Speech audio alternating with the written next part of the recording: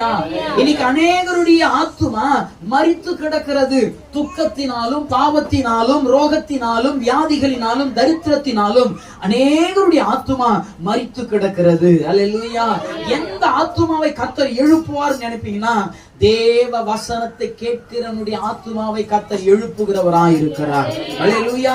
அதனால தான் அடிக்கடி சொல்றேன், வேத வசனத்தை நம்புங்க, வேத வசனத்தை தியானிங்க, வேத வசனத்தை கையில ஏந்துங்க. வசனம் உங்களுக்கு வாழ்க்கையை தரும். ஆமென். எத்தனையோ உலகத்தில் இருக்கும் மனிதர்கள் வசனத்தை நம்பி வாழ்ந்தவர்கள் உண்டு. எத்தனையோ மனிதர்கள் வசனத்தை கேட்டு ரட்சிக்கப்பட்டவர்கள் உண்டு. இன்னைக்கு வசனத்தை கேட்கிற ஜனங்கள், வசனத்தை ஏற்றுக்கொள்ளுகிற ஜனங்களாய் நீங்கள் நானும் மாற வேண்டும். அல்லேலூயா. 1 மணி நேரம் பிரசங்க நேரம், ஒரு 1.5 மணி நேரம் ஆச்சு. எத்தனை பேர் அதுக்காக உட்கார்ந்து இருக்க முடியும் சொல்லுங்களேன்? இன்னைக்கு முடியாது. 1 மணி நேரம் பிரசங்கமா அப்படியே டைம் பாக்குறது, பாஸ்டர் சீக்கிரம் முடிக்க மாட்டேங்கிறாரே அப்படின்னு. சீக்கிரம் வந்தவங்க கூட அந்த மாதிரி பேச மாட்டான், லேட்டா வந்தவங்க தான் குறை சொல்லிட்டு இருக்கோம்.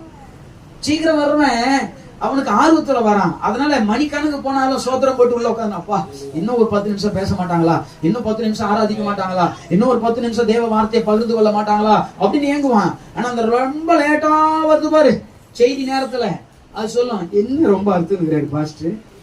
ஏன்னா அதுக்குள்ள என்ன இல்லைன்னு கேட்டா, அவன் வரும்போது ஆவியில வரல, அது வேற ஒரு நினைப்புல வந்துட்டு இருக்கு. அல்லேலூயா. ஆவியில நிரம்பினவன் ஆண்டவர் இன்னும் பேசுவாரா, இன்னும் பேசுவாரான்னு கேட்டுட்டே இருப்பான். அல்லேலூயா.